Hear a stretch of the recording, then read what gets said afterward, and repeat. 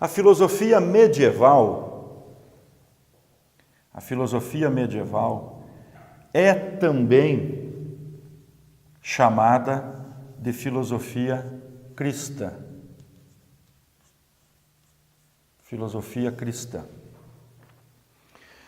É uma forma de expressão do pensamento ocidental que promove uma junção entre judaísmo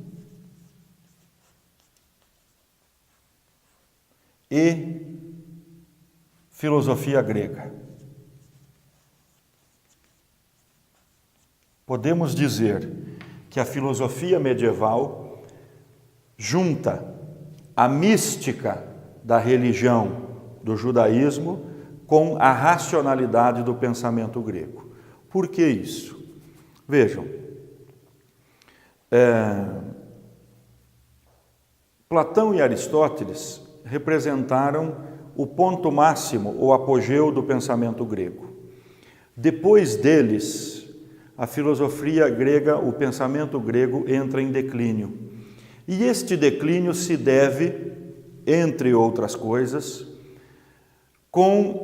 se liga ao início da formação do Império Romano, com a expansão romana sobre todo o que se conhecia como mundo civilizado da época, tomando inclusive a Grécia Antiga, as cidades gregas, apropriando-se do pensamento grego, faz com que a filosofia, o pensamento grego, se espalhe por todo o Império Romano e não haja mais, depois de Aristóteles, nenhuma grande síntese filosófica. Neste contexto, que é chamado o período do helenismo, vocês vão encontrar isso no texto, helenismo é a expansão do pensamento grego, ou seja, do pensamento helênico, por todo o Império Romano. Nesse contexto, a filosofia começa a se ocupar essencialmente da ética, com uma pergunta: como o homem deve viver para ser feliz? Essencialmente a preocupação é esta. E muitas respostas surgem. Veja, eu estou sendo muito evasivo por causa do tempo. Muitas respostas surgem nesse contexto a esta pergunta. Uma das respostas que surge é a resposta do cristianismo, dizendo que o homem deve viver a sua vida de maneira tal que possa retornar à sua origem. Ou seja, o cristianismo traz a visão de que o homem é uma criatura de Deus, ele vem de Deus, e tendo vindo de Deus, ele deve viver a sua vida de maneira tal que possa retornar a Deus. Essa compreensão do cristianismo não caiu do céu. Ela começa já em Platão, com a ideia de mundo das ideias, de mundo material e mundo sensível, mundo inteligível. Esta dualidade que surge no pensamento platônico acaba resultando na formação do pensamento cristão. E o pensamento cristão acaba tornando-se expressão religiosa, acaba expandindo-se por todo o Império Romano, a ponto de que, quando o Império Romano está em crise, já por volta do século III depois de Cristo, no intuito de evitar a decadência do Império Romano, o cristianismo é reconhecido como religião oficial do Império, com isso, numa tentativa de conquistar a simpatia dos cristãos e evitar a decadência do Império. Bom, falei coisas muito complexas, muito rapidamente, mas para dizer o seguinte: ao tornar-se religião oficial, o cristianismo ganha em prestígio ao aliar-se ao poder do Império Romano, que, mesmo assim, com as chamadas invasões bárbaras, cai em declínio e a sociedade passa a organizar-se naquilo que uma corrente de pensamento chama de feudalismo, né? Ou seja, a sociedade, as cidades são divididas, são esvaziadas, vamos dizer assim, formam-se os grandes feudos, grandes propriedades rurais, de propriedade de um senhor feudal, em que o poder político se subdivide. Com essa divisão do poder político, o único poder centralizado deste período é o poder da Igreja, que se forma, como já dissemos, nesse contexto do helenismo, né? É o poder da Igreja Católica. Bom, agora eu consigo chegar a esta expressão aqui que nos permite avançar. Como a Igreja torna-se, durante este período, também chamado de Idade Média, como a Igreja Católica torna-se a maior instância de poder, e é ela que vai se encarregar do pensamento, do conhecimento, o pensamento produzido neste período em que a Igreja domina é um pensamento cristão. É um pensamento cristão que procura, unindo judaísmo e racionalidade grega, procura, primeiro, estabelecer a doutrinação da Igreja, segundo, fundamentar racionalmente a fé e a existência de Deus.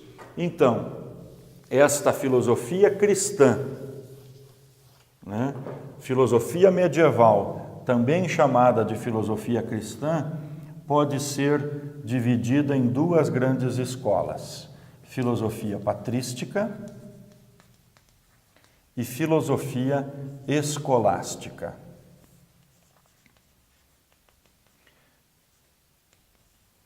O nome patrística vem da definição do pensamento filosófico dos primeiros padres da Igreja. Por isso, filosofia patrística. Essencialmente, o que o pensamento na filosofia patrística se ocupa é daquilo que eu chamei de doutrinação. Estabelecer a doutrina da Igreja. Esse processo tem início, podemos dizer, com São Paulo, né, que é o primeiro grande doutrinador da Igreja Católica, mas vai ter como principal representante e como ponto máximo dessa doutrinação o filósofo Santo Agostinho, Agostinho de Hipona, da cidade de Hipona. Santo Agostinho, principal representante da filosofia patrística, irá buscar a sua teoria para estabelecer a doutrina da Igreja. Vejam que nós tínhamos escrito aqui que a filosofia cristã une judaísmo e pensamento grego. Então, Santo Agostinho vai buscar em Platão, filósofo grego, em Platão, os elementos racionais, o raciocínio que permite fundamentar a doutrina da Igreja. Por outras palavras, nós poderíamos dizer, Santo Agostinho adapta o pensamento de Platão ao cristianismo, né? Bom, a filosofia escolástica é o pensamento predominante nas primeiras escolas do período medieval. As primeiras universidades que começam a surgir a partir do século XI depois de Cristo, né? É uma filosofia, portanto, da academia do período medieval e que vai, se a filosofia patrística teve por ocupação principal a doutrinação da Igreja, a filosofia escolástica teve por preocupação principal fundamentar a fé. Fundamentar racionalmente a fé e a existência de Deus. O principal representante do pensamento escolástico é São Tomás de Aquino. Veja que nós estamos identificando todos esses pensadores aqui com a expressão santo, são personagens do pensamento cristão da Igreja Católica, que era quem dominava a questão do conhecimento, do saber, dos valores, no chamado período medieval. Tomás de Aquino vai construir um pensamento racional, uma explicação racional, de modo a mostrar que a fé na existência de Deus é algo inabalável e que se compreende também pela razão humana. Para isso, ele vai buscar os elementos de racionalidade no pensamento de Aristóteles. Se Santo Agostinho adaptou, desculpem essa expressão, não é a mais adequada, mas é a que melhor nos permite compreender nesse curto espaço de tempo. Se Santo Agostinho adaptou o pensamento de Platão aos interesses da doutrina da Igreja, Tomás de Aquino adaptou o pensamento de Aristóteles no objetivo de mostrar racionalmente que Deus existe e que a fé se fundamenta. Então, muito rapidamente também, nós podemos dizer que a filosofia medieval é um pensamento cristão que se ocupa de doutrinar, estabelecer a doutrina da Igreja e fundamentar racionalmente a fé na existência de Deus.